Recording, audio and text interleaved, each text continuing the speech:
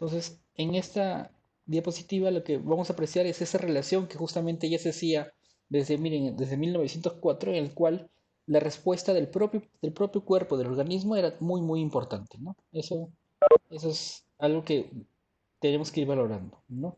Entonces, ¿qué vamos a aprender hoy día? ¿O qué deberíamos aprender hoy día, ¿no? Deberíamos definir qué es un estado de shock y sobre todo explicar los mecanismos fisiopatológicos que podrían decirnos los síntomas y signos de shock. Una de las cosas en medicina que es súper, súper importante es saber por qué pasan las cosas. Entonces, ¿por qué? Porque uno sabiendo por qué pasan las cosas, uno puede explicar los signos, los síntomas, tratarlos y sobre todo evitar que se causen más complicaciones de lo que tenemos, ¿no? O de lo que puede dar la misma enfermedad. Entonces, miren este caso de este paciente. Es un paciente de 2 años con un tiempo de enfermedad de 3 días, de tos y dificultad respiratoria. Tiene un diagnóstico de neumonía. En las últimas horas presenta trastorno sensorio, fiebre, pulsos débiles y llenado capilar de 4 segundos. Entonces, miren acá el video, en la parte superior.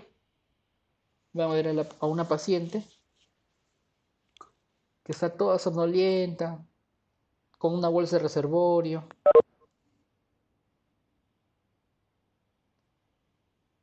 que no se ve bien, ¿no? Y ahora observen el video de abajo, ¿no?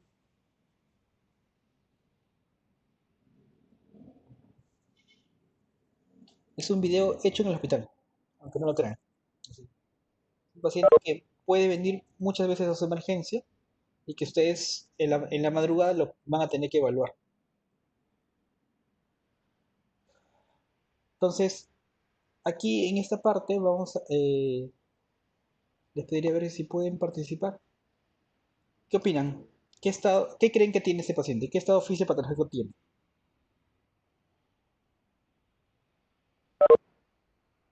¿Qué opinan?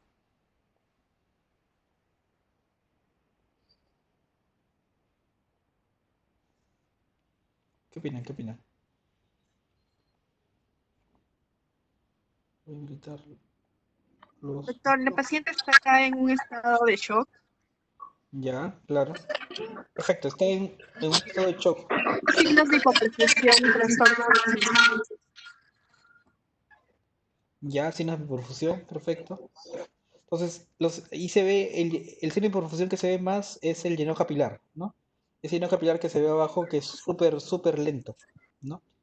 Entonces, perfecto. Entonces, está con signos de shock.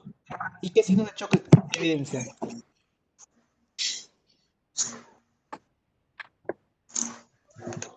trastorno del sensorio, ¿Ya?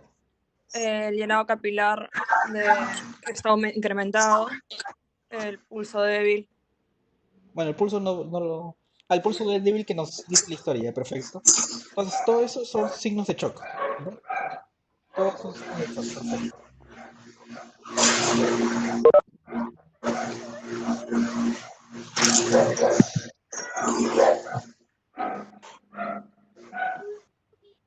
Ya, entonces, lo que, lo que estamos viendo básicamente es de que...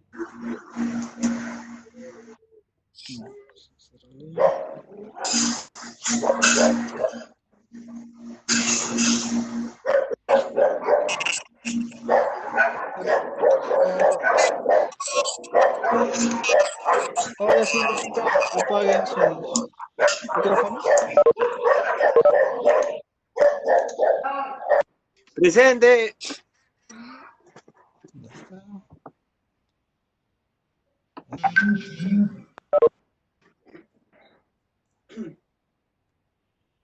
Ya está mejor. Ya. Entonces, como ustedes bien han dicho, ese está en un estado de shock. Y es importante porque, como ustedes han visto, en realidad ustedes no han requerido hacerle ningún examen. No han requerido tomarle alguna prueba. Lo que único que ustedes han hecho ahorita es ver el paciente. Eh, Tener algunos datos del examen clínico, que es lo que ustedes hacen usualmente en lo que hacen en emergencia o hacen en piso, y evaluar al paciente. Entonces, un primer punto, justamente para reconocer esto es el reconocimiento, y es el reconocimiento del shock. Entonces es importante, ¿por qué? Porque para el diagnóstico del shock es clínico, y inicialmente es clínico siempre. Entonces vamos a ir viendo eso. Entonces, ¿qué es el shock? El shock está definido por un montón de formas, pero quizás la mejor definición es justamente esta definición que está acá. La definición en la cual es un desequilibrio entre la entrega y la demanda de oxígeno. ¿Qué quiere decir?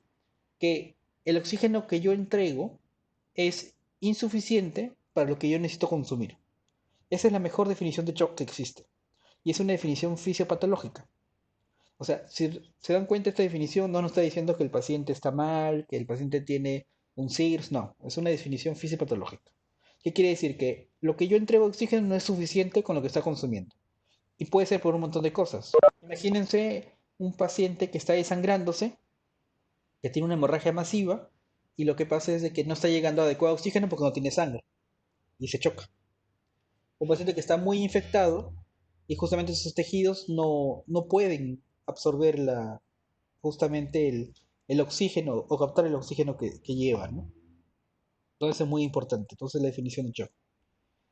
Entonces, ¿cómo se produce esto? Entonces, en un shock séptico, que es lo que estamos hablando nosotros, cuando se da la primera injuria, que es la infección, esto va a activar justamente diversos mediadores inflamatorios, interleuquina 1, interleuquina 2, autonecrosis tumoral, dependiendo si es un virus o es una bacteria, va a activar ciertos grados de respuestas inmunológicos, y todo esto va a causar un estado proinflamatorio. Ese estado proinflamatorio con el tiempo va a dañar el endotelio. Y este endotelio va a causar justamente las demás alteraciones. Disfunción vasorreguladora de la microagregación, deterioro del flujo vascular por isquemia, va a causar justamente un estado protrombótico que va a causar más trombosis, y con el tiempo va a haber incluso deterioro de la respiración celular, que es a nivel mitocondrial, ya cuando justamente ya el shock ya es casi irreversible. Entonces, por eso es importante que ustedes esta cascada inflamatoria intenten evitarla, ¿no? O si ya está en curso, intente que pare la cascada inflamatoria, que es la idea, ¿no? Entonces, como ustedes se dan cuenta acá, entre la infección y el sistema y el síndrome de inflamatorio sistémico, que es el SIRS, hay un pequeño punto que es justamente que es la sepsis, ¿no? Que es el SIRS por una infección. Y de este punto, justamente una pequeña parte es el shock séptico, que es lo que vamos a tratar hoy día, ¿no? Entonces, si ustedes recuerdan, cuando hacían la parte de inmunología o cuando han hecho la parte, o cuando hagan la parte de revisión de la respuesta inmunológica de los pacientes, van a ver de que cuando hay una injuria, se va a liberar el SIRS, el llamado SIRS, que es la respuesta inflamatoria sistémica. Pero así como que se libera un SIRS, el cuerpo intenta siempre estar en homeostasis y libera un CARS. ¿Qué es el CARS? El CARS es la respuesta inflamatoria, la respuesta antiinflamatoria, en la que, en la que intenta justamente intenta,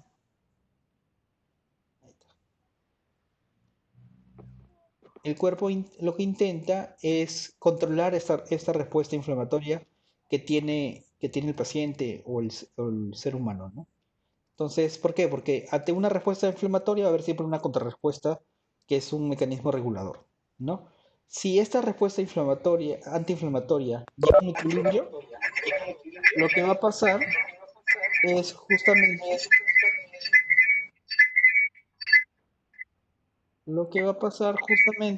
que va a permitir,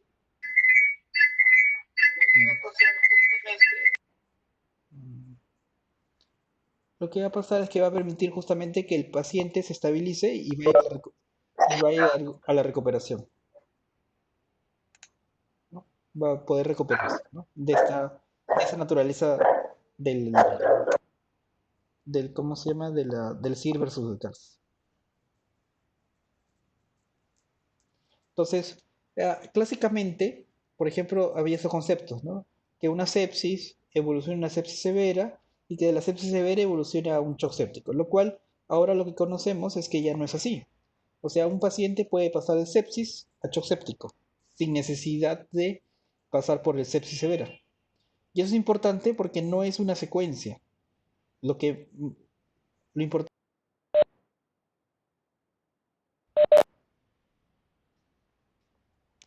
más que una secuencia es un cuadro en el cual rápidamente una sepsis puede pasar a shock séptico. Y eso es importante que usted lo sepa. No necesita ser sepsis severa. Incluso la definición de sepsis severa ya salió de las definiciones de sepsis incluso. Solamente hay sepsis y shock séptico. Y recuerden ustedes que sepsis, la definición de sepsis es el paciente que tiene una infección o una sospecha de infección. Por eso ese concepto es importante porque ustedes cuando ponen diagnóstico en las historias clínicas, por ejemplo, cuando yo era asistente, había, por ejemplo, ponían descartar sepsis y la sepsis no se descarta porque en el diagnóstico de sepsis está implícito que es una sospecha, pero no pueden ustedes descartar sepsis, no pueden hacerlo. Y por eso el diagnóstico es clínico. Igual para el shock séptico. El diagnóstico de shock séptico no se descarta. No se puede poner descartar shock séptico. ¿Tiene o no tiene shock séptico? Porque dentro, o sea, los que ustedes ven son los signos clínicos de shock y valoran cómo va evolucionando, ¿no? Por eso es importante que ustedes establezcan el diagnóstico. Entonces, como les decía, el, el paciente lo que va a tener es una respuesta metabólica, una respuesta fisiológica, y esa respuesta fisiológica también va a depender de acuerdo al grado y duración de shock. Mientras más tiempo dure el shock, mi respuesta fisiológica va a intentar ser más potente con la idea justamente de intentar manejar esa respuesta. ¿Por qué? Porque si yo tengo una gran respuesta inflamatoria, mi respuesta antiinflamatoria corporal también va a ser muy, muy grande, ¿no? Entonces, ¿qué va a pasar? En este intento de una respuesta fisiológica por el shock, lo que voy a hacer es liberar ciertas citoquinas o liberar ciertas hormonas que van a hacer un incremento rápido de la contractilidad cardíaca y del tono vascular periférico por el sistema nervioso autónomo. Si ustedes recuerdan, el sistema simpático es quien libera adrenalina y norepinefrina, ¿no? Esto a su vez va a hacer también una estimulación para diferentes hormonas que van a hacer una reacción hormonal para preservar la sal y el volumen intravascular. Lo que intenta es preservar mi volumen intravascular. Y al final lo que esto va a ocasionar es cambios en la microcirculación local para regular el flujo sanguíneo regional, ¿no? ¿Qué va a comenzar a pasar? Si yo, mi corazón, recuerden ustedes que hay tres órganos que son muy, muy nobles y que necesito para vivir. El corazón, las glándulas suprarrenales y el cerebro. Si no tengo ninguno de esos tres, muero inmediatamente. Que es diferente con los demás órganos. Los demás órganos tengo un tiempo en el cual voy a seguir sobreviviendo. Si, por ejemplo, si me quedo sin riñón, puedo estar, si me restringo líquidos, si tomo un cachito de agua nada más, podría sobrevivir. Claro que voy a sobrevivir muy mal, ¿no? Pero voy a sobrevivir un tiempo todavía. Pero si no tengo cerebro, muero. Si no tengo corazón, muero también. Si no tengo suprarrenales, también muero. Por eso es importante esos tres órganos, ¿no? Muy, muy importante. Entonces, la primera reacción, que es la respuesta simpático-adrenérgica, justamente es ante el estado de shock, lo que va a causar es la liberación de catecolaminas. Esto se va a ver reflejado en liberación de adrenalina, norepinefrina, del sistema renina-angiotensina-aldosterona, y esto lo que va a hacer es aumentar la contractilidad cardíaca, o un intento de aumentar la contractilidad cardíaca. Pero a su vez tiene otros efectos, ¿no? Va a haber hiperglicemia, va a haber por la glucogenólisis y la gluconeogénesis que se produce a nivel hepática, o la glucogenólisis que se produce a nivel muscular, y esto va a aumentar el estado catabólico, ¿no? A nivel del corazón, ustedes recuerdan que el corazón, el volumen sistólico está dado por tres componentes importantes, que es la precarga, la poscarga y la contractilidad. La precarga básicamente es cuánto sangre llega al corazón. La poscarga es esa fuerza que no permite salir la sangre del corazón. Y la contractilidad es la fuerza justamente contráctil del corazón, ¿no? Entonces, si una de estos tres está alterada, mi gasto cardíaco va a disminuir, ¿no? Entonces, el primer efecto cardiovascular es tratar de aumentar la contractilidad por medio de estas hormonas, ¿no? Tipo adrenalina, tipo norepinefrina. Y eso va a intentar el cuerpo en un intento justamente de mejorar o de no, o de compensar todo lo que está pasando en el organismo, ¿no? Entonces, ¿qué va a pasar? En un intento de compensar, si ustedes recuerdan, el volumen de eyección, el gasto cardíaco es igual a frecuencia cardíaca por volumen de eyección. Y el volumen de eyección es igual, o volumen sistólico es igual a la precarga, la poscarga y la contractilidad. Entonces, si cuando yo estoy en un estado de shock, mi corazón va a comenzar a disminuir su contractilidad, sobre todo en los pacientes pediátricos. Entonces, ¿qué va a pasar? Va a pasar de que mi volumen de eyección va a disminuir y mi gasto cardíaco va a bajar. Entonces, en un intento de compensar este gasto cardíaco, lo que va a hacer el paciente es aumentar la frecuencia cardíaca. Y por eso la frecuencia cardíaca, la taquicardia, es uno de los primeros signos que aparecen en el shock, en este intento de conservar mi gasto cardíaco. Porque si yo no lo conservo mi gasto cardíaco, voy a tener muchos problemas, ¿no? Entonces, ¿por qué elevo mi frecuencia cardíaca? ¿Por qué hay taquicardia en el shock? Porque mi volumen de eyección está disminuido. Y esto es sumamente importante, porque si nosotros entendemos esto, si yo veo a un paciente que digo tiene shock y está taquicárdico, yo sé que esa taquicardia es por el shock. Y mi objetivo no es bajar la frecuencia cardíaca. Mi objetivo es manejar este volumen de eyección. Y por eso le ponemos volumen, por eso le ponemos vasoactivos. Y al ponerle vasoactivos lo que voy a hacer es mejorar este volumen de eyección y mi frecuencia cardíaca por mecanismo compensador va a comenzar a disminuir. Entonces, el primer punto importante. Yo monitorizo la frecuencia cardíaca porque valoro indirectamente cómo está este gasto cardíaco y cómo está este volumen de eyección. Por eso monitorizo la frecuencia cardíaca. Es un punto importante que ustedes deben conocer. Lo otro importante era lo que le decía, es que el otro mecanismo compensador después de la taquicardia es la redistribución de flujo. Los tres órganos importantes para la economía es el corazón, el cerebro y las glándulas suprarrenales. Lo demás es sacrificable, de alguna forma. Quizás lo que tiene más irrigación sanguínea junto con otros órganos es la piel.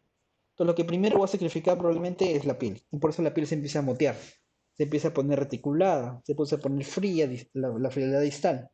¿Por qué? Porque lo que está haciendo mi organismo es sacrificar la sangre, va a cerrar los capilares, los cierra, y lo que va a permitir es esa sangre que estaba ahí antes, la va a mandar hacia el intravascular para poder mandar flujo al cerebro, para poder mandar flujo a los suprarrenales y para poder mandar flujo al corazón en un intento de preservar justamente la función de estos tres órganos. Entonces, si no es suficiente, voy a comenzar a sacrificar músculo, voy a comenzar a usar la circulación esplácnica y eso va a ir comenzando a verse en diferentes lugares. Por ejemplo, si sacrifico mi circulación esplácnica del riñón, por ejemplo, voy a dejar de orinar. Y por eso también es un signo de shock, la oliguria. Si mi piel se empieza a motear, es porque estoy haciendo vasoconstricción a nivel periférico, estoy tratando de redistribuir esa sangre que estaba antes de que iba antes de la piel y lo intento mandar al intravascular, ¿no? Cuando yo tengo una alteración del sensorio, quiere decir que este mecanismo ya se sobrepasó. ¿Por qué? Porque quiere decir que el flujo sanguíneo que llega al cerebro no es suficiente. Y esto es muy importante porque cuando ustedes tienen una alteración del sensorio en un paciente es porque ya tiene un shock establecido. Y es un shock que ya está descompensado de por sí. Porque la primera fase es taquicardia, la segunda, por decirlo de una forma, sigue avanzando y comienza a redistribuir flujo. Y cuando yo lo veo paciente moteado, lo veo ya con muchos trastornos sensorios, es una fase avanzada de shock, ¿no? Eso es importante. Entonces voy a sacrificar músculo, mi piel, los órganos esplácnicos, voy a sacrificar muchas cosas en un intento de preservar mis órganos nobles, ¿no? Y esto a su vez va a producir que muchos órganos empiecen se vayan al metabolismo anaerobio. Y el metabolismo anaerobio, si se recuerdan, es un metabolismo ineficiente.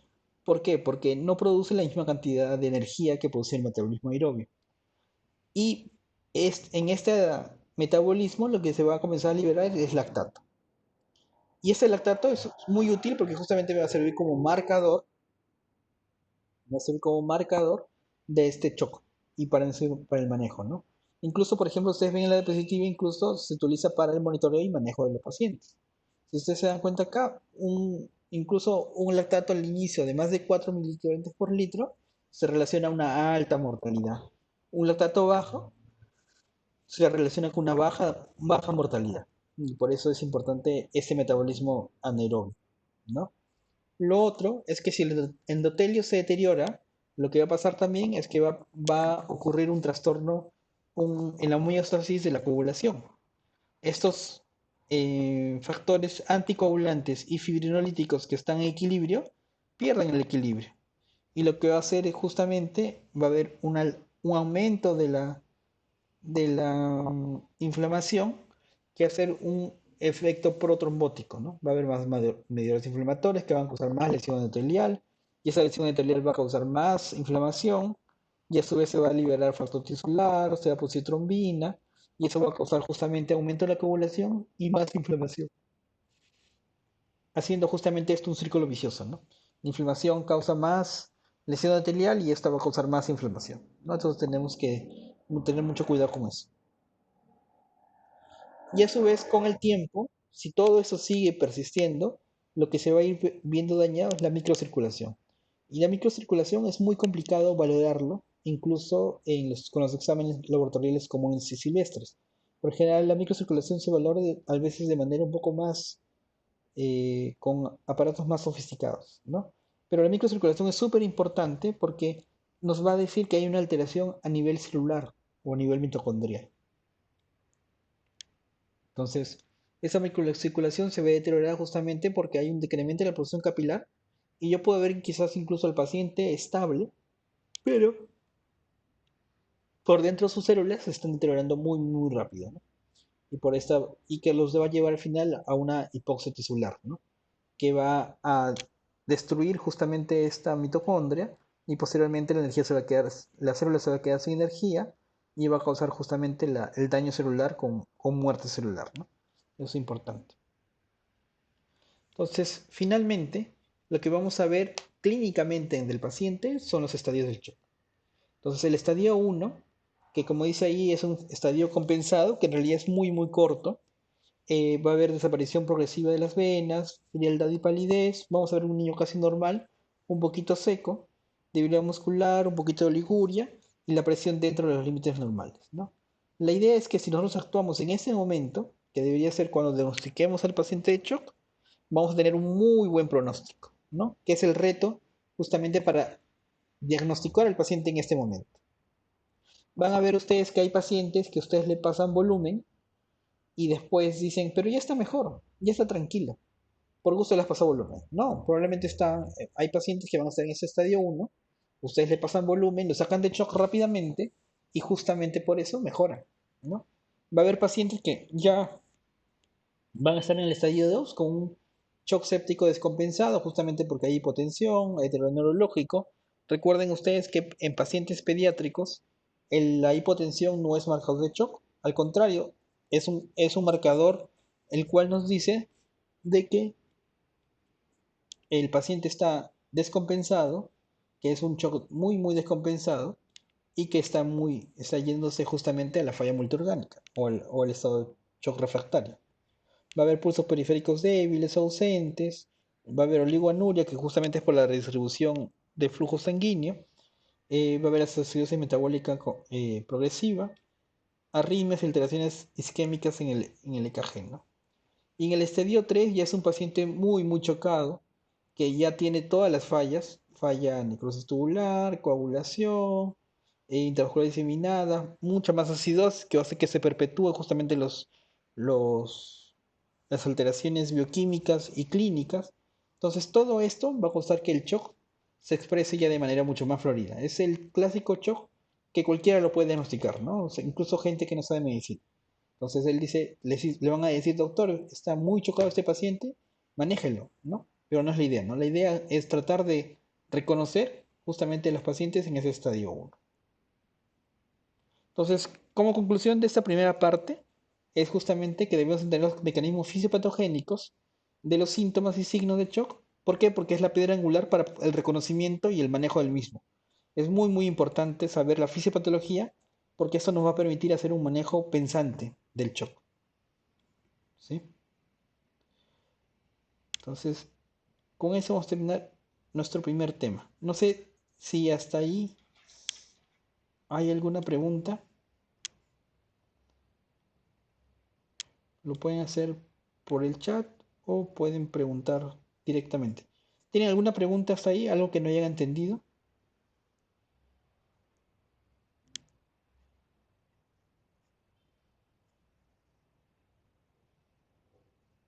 Consulta. ¿Aló? Sí, sí, sí. Hola. Hola. Lida, Ya, doctor, una consulta. Sí, soy Lida. Buenas tardes.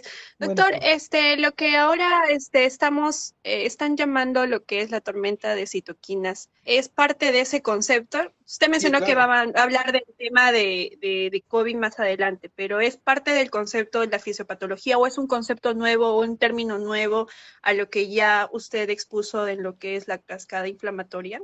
No, al contrario, es un término que está dentro de eso, ¿no?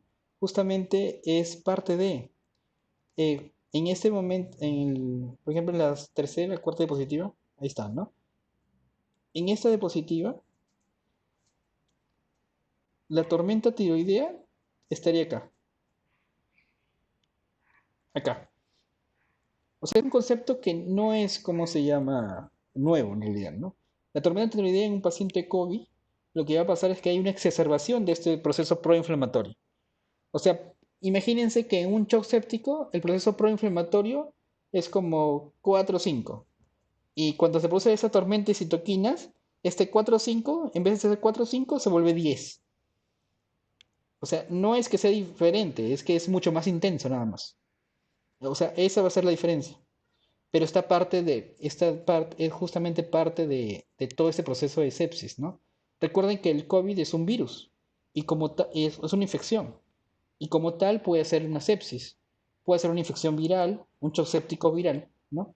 Estos pacientes que tienen lo que llaman un shock-like syndrome o lo que llaman un tipo Kawasaki, son pacientes que hacen esa tormenta de citoquinas, pero lo hacen dentro de esa fisiopatología y dentro de ese cuadro, ¿no? Lo que no se sabe bien y todavía hay mucha especulación porque no sabemos bien los mecanismos por los cuales esto pasa, ¿no? Pero cada vez conocemos más acerca de la enfermedad y por eso podemos establecer un poquito mejor qué está pasando, qué medicamentos se podría usar, todo eso, ¿no?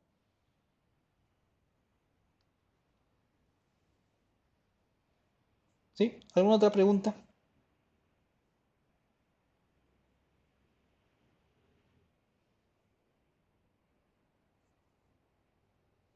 ¿Alguna otra pregunta?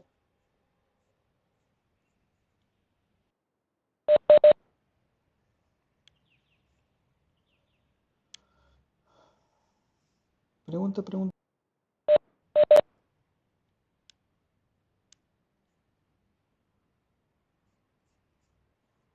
¿No? Ya, chévere.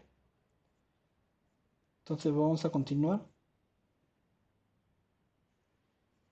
que es con la segunda parte.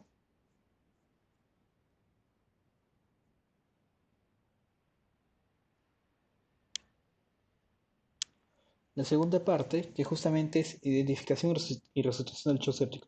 Y vamos a ver un poquito más de manejo acá, no al inicio. Entonces, uno de los pilares del diagnóstico de shock séptico, en realidad uno de los pilares del diagnóstico de cualquier patología en medicina es observar. Y observar es muy, muy importante porque la única forma de que ustedes diagnostiquen una enfermedad es sospechándola. No hay otra forma. Entonces, lo que primero tenemos que hacer para poder manejar un shock séptico adecuadamente es identificarlo. Si ustedes no identifican un paciente con shock, desgraciadamente se les va a pasar y cuando lo identifiquen va a estar muy, muy, muy mal. Y el paciente muy, muy mal tiene un alto riesgo de morir. Entonces, ¿qué se va a hacer?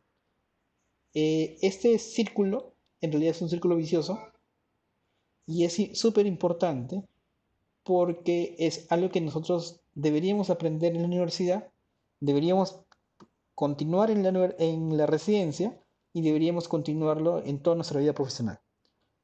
¿Qué significa esto? Significa que ustedes cuando evalúen un paciente deben categorizar al paciente pensar qué tienen, tomar una decisión, van a decidir qué hacer y luego actuar. Y luego después de su acción no acabó ahí. Ustedes tienen que volver a evaluar para ver si su acción fue adecuada o no fue adecuada. Entonces, eso es importante. Aunque parezca tan simple y parezca que siempre se hace muy pocas veces, desgraciadamente, ¿no?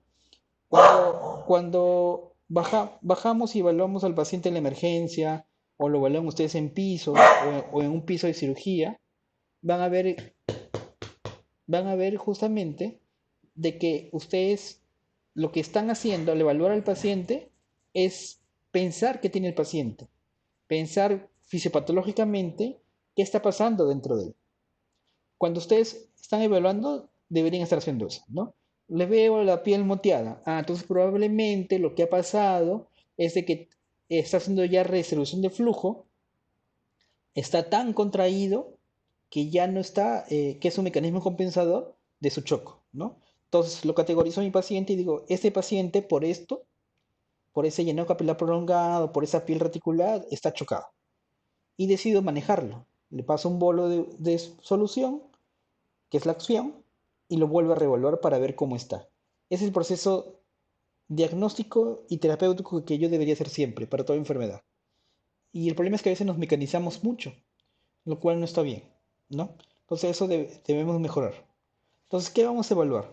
Entonces siempre, y ustedes probablemente ya en la emergencia le hacen hincapié, es justamente que ustedes deberían valorar a un paciente la gravedad. Su primer punto de inflexión en la valoración de un paciente siempre debe ser, ¿está grave o no está grave? Así de sencillo. Y aunque parezca tonto, eso les va a ayudar un montón. Porque si ustedes, el paciente está grave, ustedes tienen que descubrir por qué está grave. Así de simple. Si el paciente no está grave, puede esperar. Voy a hacer mi diagnóstico, voy a hacer mis 5 diagnósticos diferenciales, voy a pedirle exámenes para ver qué está pasando, ¿no? Que ese lujo de tiempo no se lo pueden tomar en un paciente grave. Un paciente grave tienen que decir muy, muy rápido qué van a hacer y qué puede ser, ¿no? Entonces, en un paciente, ¿cómo lo evalúo? Ese es el triángulo de emergencia, en el cual ustedes evalúan la apariencia para ver si está mal o no está bien, si tiene trabajo respiratorio o si tiene signos de shock, ¿no? En la parte de circulación. Según esto, ustedes deciden si está grave o no. Entonces, y ustedes valoran. Y si está grave, lo primero que es una forma muy, muy sencilla de reconocer el shock es bajo estos dos signos. La alteración del nivel de conciencia y signos de hipoperfusión. Y es muy, muy importante porque con estas dos sencillas cosas ustedes pueden valorar si tiene o no tiene shock. Y puede parecer tonto, pero es muy importante hacer esto. ¿Cuáles signos de hipoperfusión voy a buscar? Frialdad distal, oliguria, voy a buscar llenado capilar prolongado, voy a buscar pulsos débiles, voy a buscar piel reticulada, ¿no? Entonces, todos esos signos de hipoperfusión más la alteración de nivel de conciencia me van a dar la posibilidad de que esté chocado. Lo peor que le puede pasar a mi paciente es que esté chocado y yo no lo reconozca. Entonces, ahí, por ejemplo, es mejor hacer un diagnóstico precoz de shock y es muy importante. Y por ejemplo, ahora le voy a pasar una serie de pacientes en los cuales, por ejemplo, este paciente, ¿cómo lo vemos? Lo vemos contento, lo vemos feliz. Clínicamente se ve bien. Si nosotros le aplicáramos el triángulo de la emergencia, la apariencia, buena. Aparentemente no tiene trabajo respiratorio, ¿no? Si no, no estuviera sonriendo. Su circulación también se ve más o menos buena, a pesar de que no tengo más datos, ¿no? Entonces se ve bien, ¿no? Entonces, ¿ustedes piensan que esa paciente sería grave? Lo más probable es que no, ¿no? Es un paciente que se ve bastante, bastante bien. Tenemos el paciente en nuestro caso anterior, el cual nuevamente lo vamos a ver, que es un paciente que está con el sensorio disminuido, somnoliento, a pesar de que es la madrugada, puede decir no tiene sueño porque está cansada, pero no, o sea, a pesar de que sea la madrugada, un niño normalmente cuando está ante personas adultas se estresa, se fastidia, ¿no? O conversa quizás, pero no, ella no tiene una actitud normal, ¿no? Y cuando vemos el llenado capilar, vamos a ver que el llenado capilar está como en 4 o 5 segundos, vean cómo está, la mano cianótica, ¿no? Con una respiración superficial, con bolsa y máscara porque probablemente saturaba muy, muy, muy poquito, ¿no? Entonces, es un paciente que está definitivamente chocado. Entonces, ¿cómo hicimos el diagnóstico? Él tenía trastorno sensorio, tenía un llenado capilar prolongado y probablemente la piel moteada, la cianosis, ¿no? Que todos son signos de shock. Entonces, eso es importante. Entonces, al final, le hemos diagnosticado shock. Pero este es un shock que cualquiera puede diagnosticarlo, porque está muy florido, está muy malito, ¿no? Es otro paciente, ¿no? Es un paciente que les dan acá, por ejemplo, los datos, ¿no? Frecuencia cardíaca 140 por minuto, frecuencia respiratoria 24 por minuto, saturación 96% y una presión arterial aparentemente adecuada para su edad, ¿no? Es un paciente que está postquirúrgico, que está aparentemente con fiebre porque tiene un pañito húmedo encima de la cabeza, ¿no? Pero en general sus signos, sus funciones vitales están bastante adecuadas para su edad, porque tiene como alrededor de 6 8 meses, y tiene una apariencia delicada, pero dentro de todo no grave, ¿no? Entonces no aparentaría shock y aparentemente tiene signos de shock aparte, ¿no? Entonces no sería un shock.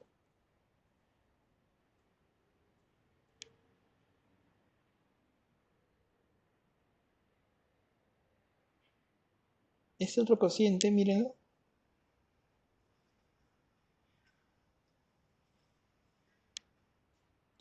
mírenlo otra vez.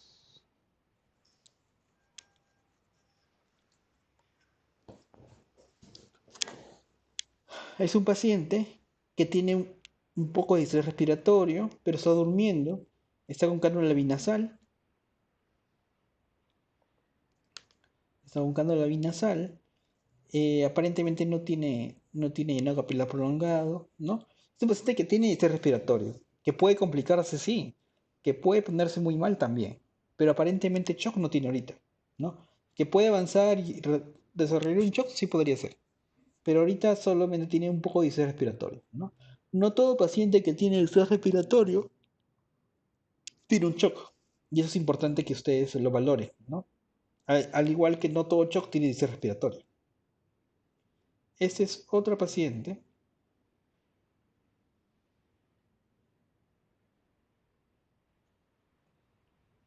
Mírenla, mírenla.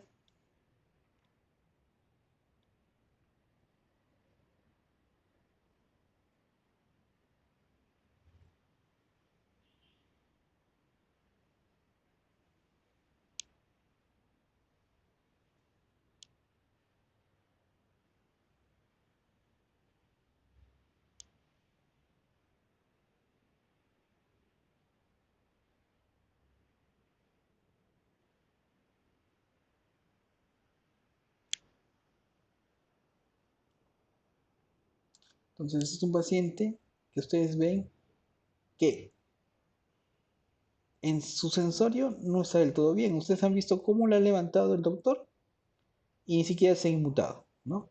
Lo normal para una niña de esta edad probablemente es que patalee, que llore, que le muerda al doctor si le hace eso, ¿no? Y eso no lo está haciendo. Entonces ya de por sí tiene una alteración sensorio. Miren cuando lo vemos el llenado capilar. Miren el video de acá abajito.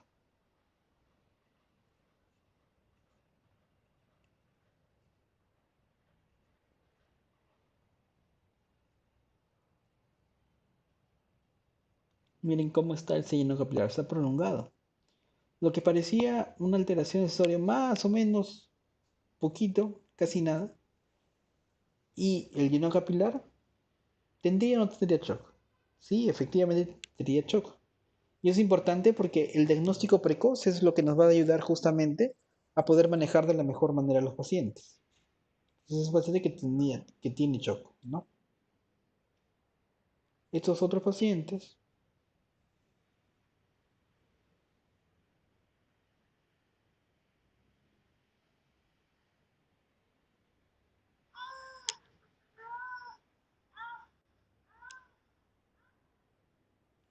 miren este paciente.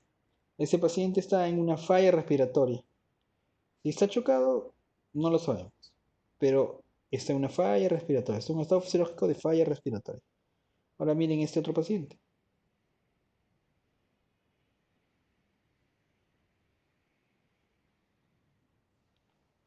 Es un paciente que tiene alteración sensoria, está con CPAP. Mire, llenado capilar. Se ve reticulado, medio plomizo, llenado capilar prolongado. Es un paciente que está con una falla respiratoria y aparte está con un shock. Entonces, ustedes se van a encontrar con esos tipos de pacientes en diferentes escenarios siempre. Pacientes que tienen shock, pacientes que tienen falla respiratoria, pacientes que no tienen nada, pacientes que están tranquilos, pacientes que están muy mal y ustedes están en la obligación justamente de hacer un buen diagnóstico. Ese paciente, por ejemplo, se ve súper tranquilo. Nos está mirando a pesar de que está con sonda. Sus signos vitales aparentemente buenos, ¿no? Es un paciente que no tiene shock. Entonces, por eso viene la importancia de que ustedes hagan un diagnóstico y un reconocimiento temprano y adecuado, ¿no? Todo paciente que ustedes valoren tienen que valorar justamente tiene o no tiene shock. Unos conceptos importantes, ¿no? Todo paciente con taquicardia, ustedes tienen que diagnosticar o buscarle shock. Entonces, eso es súper importante. Todo paciente con taquicardia, ustedes deben checar shock. Ahora, no toda taquicardia es shock, ¿no? Puede estar con dolor, puede estar con fiebre, ¿no? Ustedes tienen que valorar, por ejemplo, si les llega un niño a la emergencia con taquicardia, ustedes tienen que valorar si no tiene fiebre, si no tiene dolor, si no tiene fastidio, ¿no? Pero ustedes tienen que tener el chip de que la taquicardia, lo peor que le puede pasar a mi paciente es tener shock. Entonces yo estoy en la obligación de descartar shock, siempre.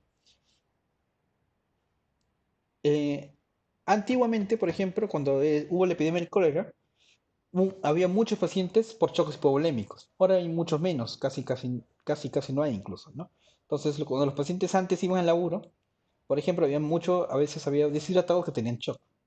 Entonces, en los niños deshidratados hay algunos síntomas y algunos signos clínicos que ustedes pueden entrelazarse con signos de hipoperfusión. Entonces, es importante que también a todo niño deshidratado, sobre todo severo o moderado, ustedes pues, deberían también pensar que podría tener un shock y buscar los signos de shock, ¿no? En los pacientes desnutridos es un reto, porque a veces los pacientes desnutridos, uno ve a un paciente desnutrido y a veces lo ve chocado. Y solamente ¿por qué? Porque ha estado a veces dormido, tiene un llenado capilar prolongado, tiene signo de pliegue, está súper desnutrido, súper deshidratado a veces, ¿no? Y le ponen un poquito de agua y mejora. Entonces, ustedes en esos tipos de pacientes, ustedes deben buscar el shock, siempre. Porque son pacientes a veces un poco complicados. Entonces, ustedes hacen el diagnóstico de shock y es importante que ustedes lo establezcan. Su primer punto siempre para ustedes iniciar el manejo de shock es decir que tiene shock. Y eso es importante. El segundo paso para el manejo del shock es que ustedes tienen que determinar sus metas. Ustedes no pueden manejar sin un objetivo claro. No es decir, ¿tiene shock? Ah, pásale volumen. No. ¿Tiene shock? ¿Qué voy a hacer ahora? Ah, ya, ¿Qué quiero hacer con este shock? Mi objetivo es sacarlo del shock. Ya, perfecto. Voy a sacar lo del shock. ¿Cómo yo voy a saber que está fuera de shock? Entonces acá vienen justamente mis objetivos específicos, por decir una forma, ¿no? Entonces, ¿y por qué es importante hacer esto? Porque solamente con esa estrategia de tener objetivos claros, la mortalidad del shock séptico en general, si ustedes ven el gráfico, bajó en 1970, que casi era un 97% de mortalidad, o sea, de cada 10 se morían 9.7, o sea, casi los 10. Bajó para el año 2000, solamente con esa estrategia, bajó a que se muera uno de cada 10. Es súper importante, muy, muy importante entonces. Entonces, ¿cuáles van a ser mis metas o mis objetivos iniciales? Lo que yo voy a buscar es normalizar la frecuencia cardíaca, normalizar mis pulsos distales y centrales, normalizar mi llenado capilar, normalizar la temperatura de la piel, normalizar mis sensores si el paciente ya no está intubado y mejorar mi flujo urinario, ¿no? Que debería ser el óptimo mayor de un 6 kg.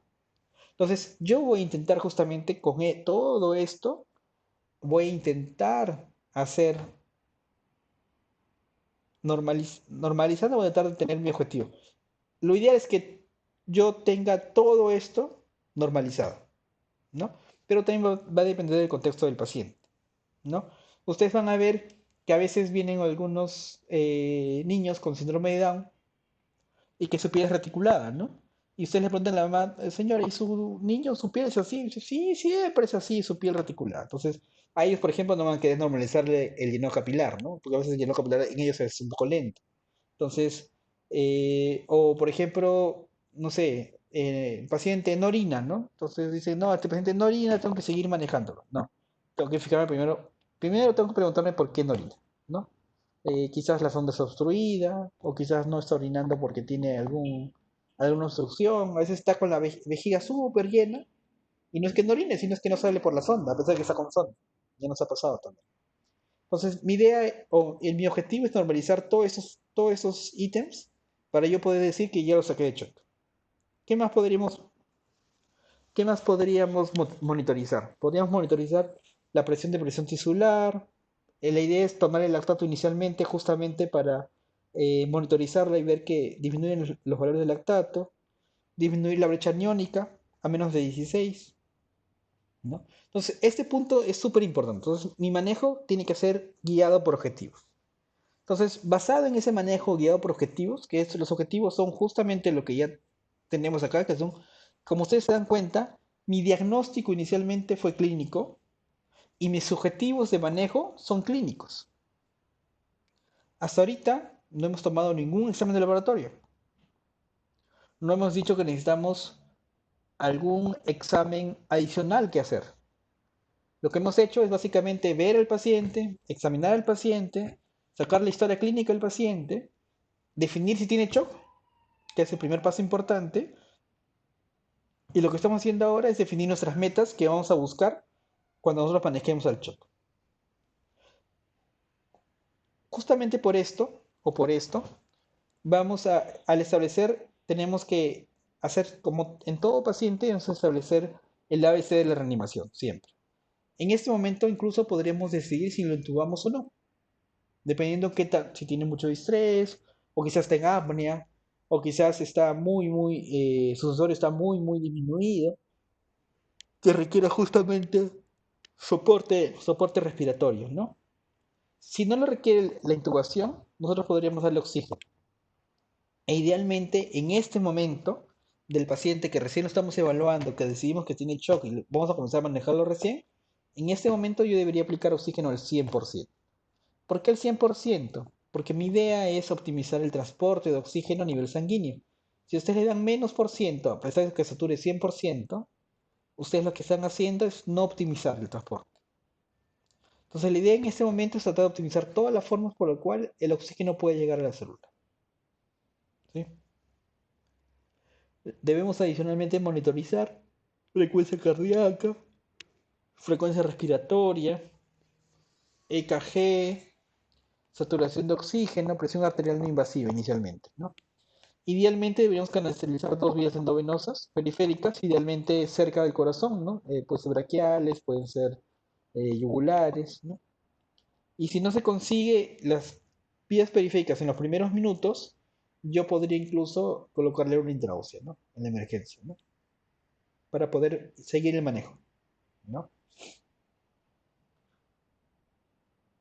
Planteo bien mis objetivos, que son justamente basados en esto. ¿Y por qué me preocupa valorar todo lo que valoro en los objetivos? Porque, como yo les decía, en la definición de shock, lo que nosotros estamos valorando es un desequilibrio entre el aporte de oxígeno y el consumo de oxígeno. El aporte de oxígeno fisiológicamente tiene dos componentes, que es el gasto cardíaco y la concentración arterial de oxígeno. Si yo transfundo a mi paciente, lo transfundo justamente para poder valorar, para poder, para poder optimizar este transporte de oxígeno y para poder optimizar justamente la entrega del oxígeno. Si yo mejoro mi frecuencia cardíaca y mi volumen de inyección, no, yo lo que voy a intentar es aumentar mi gasto cardíaco. Y con eso voy a mejorar justamente esa entrega de oxígeno, ¿no? Es la idea, ¿no? Entonces el monitoreo básico inicial que se hace simultáneamente es clínico, ¿no? Básicamente. Nivel de conciencia, frecuencia cardíaca, gradiente de temperatura, el llenado capilar, pulsos, presión arterial, oximetría de pulso y mi flujo urinario. Pero para poder lograr todo esto, yo necesito tener los valores, saber los valores normales, saber cómo voy a tomarle el control, ¿no? Por ejemplo, si yo quiero monitorizar el flujo urinario, pero no le ponga sonda vesical, por gusto quiero monitorizar el flujo urinario, porque en el pañal no se va a ver, ¿no? La idea es ponerle sonda y poder valorar cómo va ese flujo urinario, si quisiera valorar el flujo urinario. Igual vale para la presión arterial, igual vale para el oxímetro de pulso, ¿no? Todo tiene un porqué y una necesidad, ¿no? Por ejemplo, esta es la hoja de monitoreo que alguna vez con la doctor, junto con el doctor Rojas y con la doctora Tania, eh, queríamos implementar en la emergencia. En algún momento la idea era implementarlo. No sé si lo habrán implementado ya, pero la idea es tener una forma en la cual podamos manejar a los pacientes y podamos saber qué estamos haciendo con el paciente, ¿no? Y si ustedes se dan cuenta, básicamente está lo mismo que hemos estado hablando, ¿no? La frecuencia cardíaca, la frecuencia respiratoria, la presión arterial, cómo es el sensorio, el llenado capilar, los pulsos, el patrón respiratorio, cómo es el color de piel, diuresis, saturación, lactato. Entonces, más o menos lo mismo que nosotros queremos monitorizar es lo que deberíamos tener en nuestra hoja de monitoreo o cuando ustedes hacen el monitoreo, ¿no? Entonces, justamente en pro de esos objetivos, lo que voy a tratar de hacer es colocar sonda urinaria, voy a obtener algunos exámenes iniciales, que va a ser el hemocultivo, el hemograma, la gasometría, iones, calcio iónico, lactato y la coagulación, si fuera posible, ¿no? Ese es el set inicial que tomaría de exámenes para poder ir valorando, ¿no? Si solo tuviera muy poquito, puedo sacar muy poquita muestra inicialmente, al menos debería pedirle un grupo sanguíneo justamente para poder transfundirlo, debería pedir un lactato para poder valorarlo en el tiempo, glucosa, porque en realidad si ustedes recuerdan, mientras más joven uno es, más trastorno metabólico podemos hacer. Entonces deberíamos tomar una glucosa, el calcio, que básicamente es para la contractilidad miocárdica. Recuerden que ustedes el calcio casi hace en su totalidad esa parte de la contracción. Entonces, por eso es tan importante.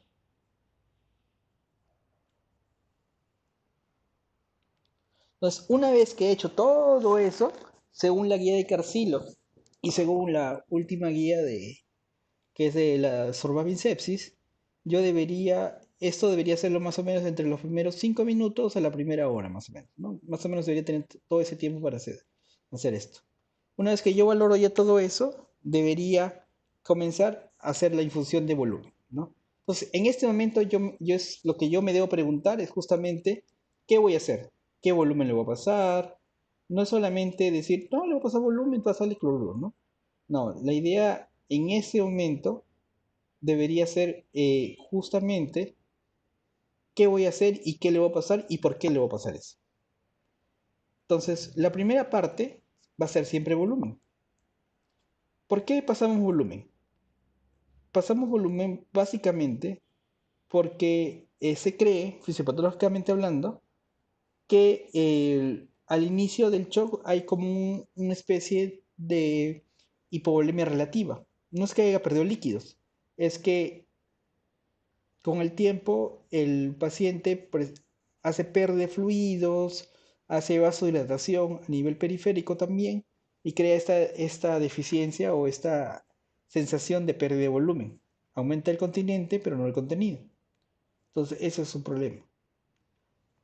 Entonces, por eso resucitamos, ¿no?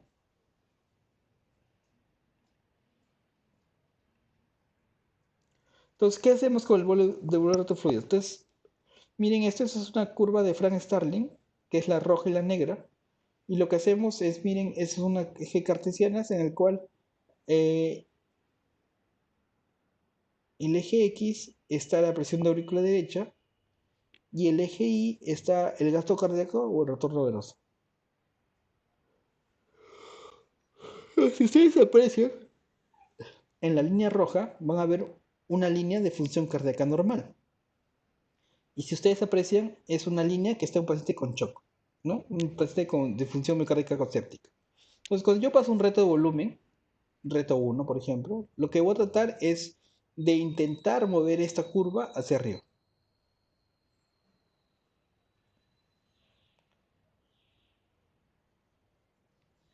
Entonces voy a intentar justamente tratar de llevar esta curva, intentar que esta curva negrita se parezca a esta curva roja, en un intento de recobrar la normalidad. Pero llega un momento en el cual si yo paso un reto, un segundo reto e incluso un tercer reto, va a llegar justamente un momento en el que el corazón ya no pueda contraer. Si ustedes recuerdan la ley de Frank Starling, lo que nos dice es que el corazón se contrae como un elástico. Entonces, si ustedes estiran el elástico y lo sueltan, se va a contraer con la misma fuerza que ustedes lo estiraron. Entonces, qué hacemos cuando pasamos un reto de fluidos?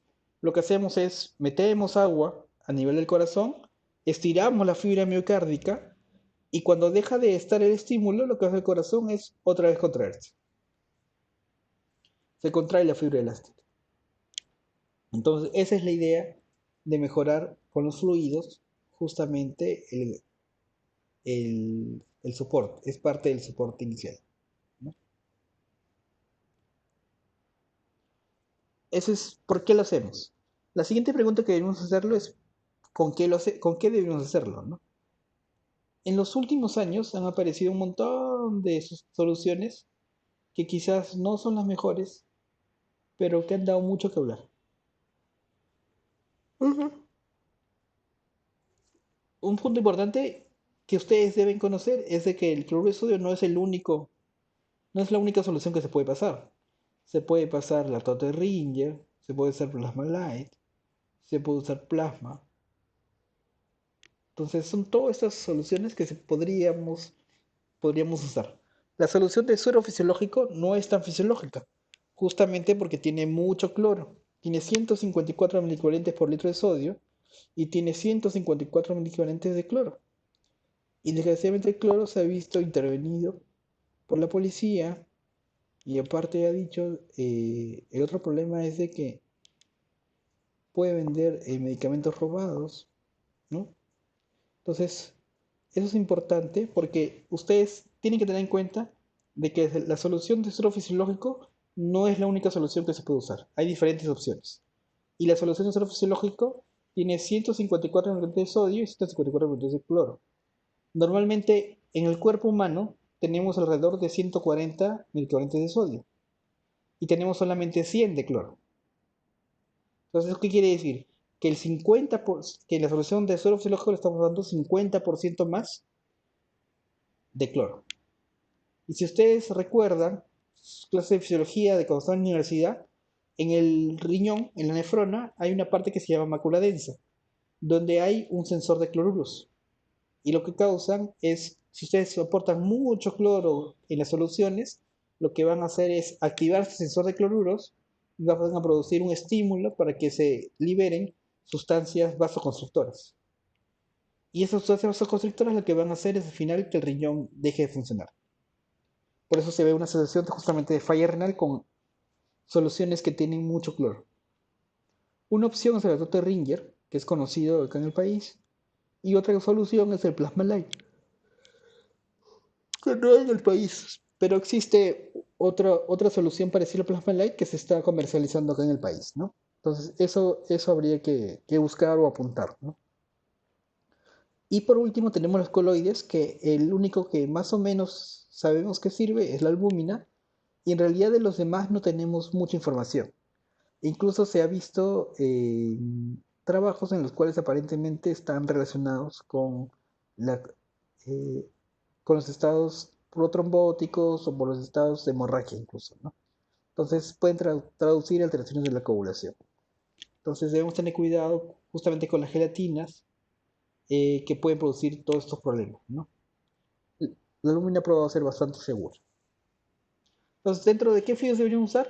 Probablemente deberíamos usar soluciones balanceadas como primera elección.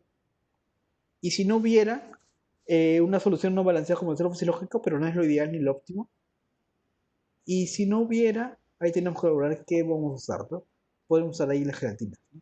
Dependiendo lo que tuviéramos a la mano y disposición.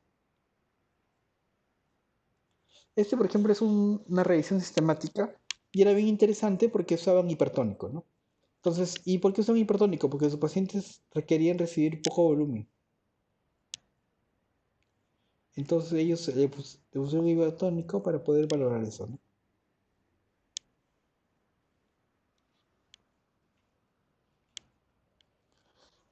La tercera pregunta que debería hacerme es cuánto volumen. Entonces ya decidí por qué le voy a pasar volumen, qué le voy a pasar, ¿no? ¿Cuál es la mejor opción y cuál no es una buena opción?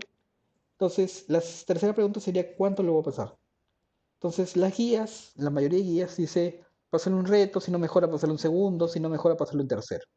Lo más probable que pase es que si con el segundo no mejora, probablemente con el tercero tampoco lo hará, ¿no? Entonces, probablemente requiera iniciales vasoactivos. Pero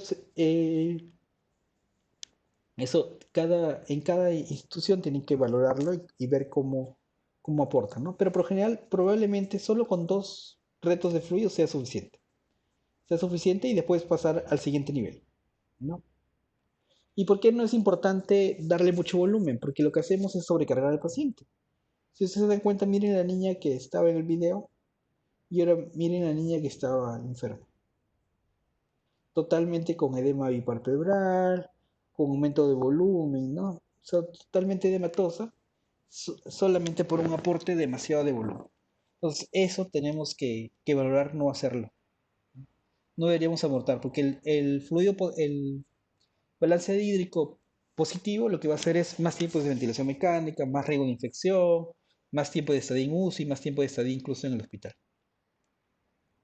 Es para decirle algo de lo que le está diciendo.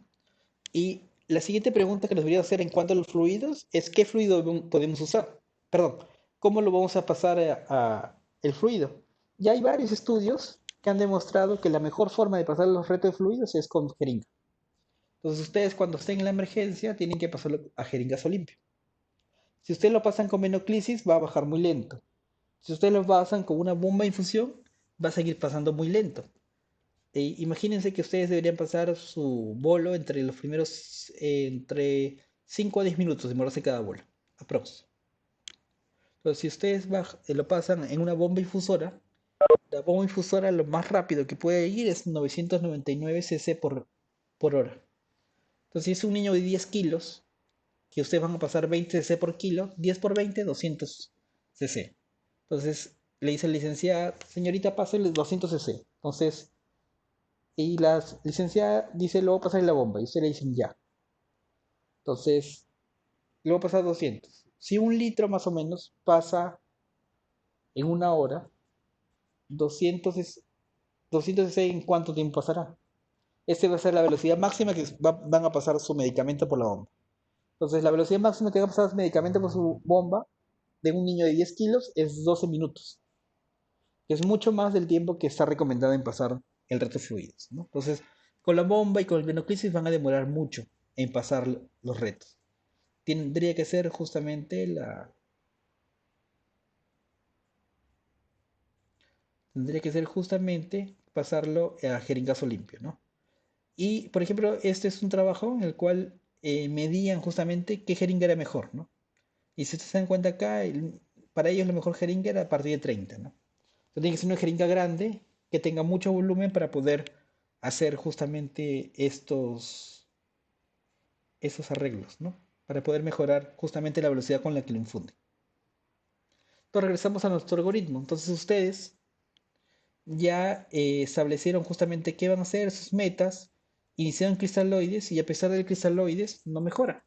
Entonces se cataloga como un shock refractario de fluidos. Más o menos, hasta ahí, ustedes tienen 5 a 10 minutos en reconocer al paciente si es un o no es un shock. Tienen entre 10 a 20 minutos para establecer sus metas y mejorarlo. Posteriormente tienen entre 5 a 10 minutos más para poder justamente poder valorarlo al paciente, hacer sus exámenes, iniciar el monitoreo, ¿no? Y después de eso, tienen más o menos entre 1 a 3 horas para darle todo el soporte ventilatorio, ¿no? Y esperar. Entonces, hasta ahí más o menos, ustedes deberían haber ocupado entre 15 a 1 hora máximo. Solamente en reconocer, diagnosticar, plantear sus metas e iniciar el manejo del choque, que son los bolos con los retos de fluidos. Hasta ahí nomás deberían pasar idealmente solo 15 minutos en la práctica probablemente sea la primera hora, ¿no? Si no más, ¿no? Pero lo importante es que ustedes comiencen y traten de recordarse el algoritmo, ¿ya? Entonces, por ejemplo, vamos a ver con nuestro paciente qué pasó. Entonces, si, no, si recuerdan, nuestro paciente estaba con el capilar muy prolongado, con alteración del sensorio.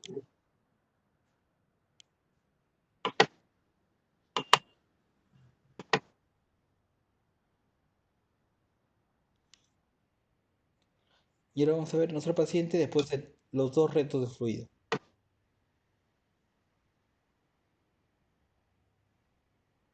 Miren cómo ha estado, ¿no? Está un poco más rosada, está un poco más despierta. Ven el llenado capilar, igual el llenado capilar está un poco prolongado, pero mucho menos. Entonces, eso es importante. Miren, miren el llenado capilar. Aún está prolongado a pesar de que está un poco más despierta.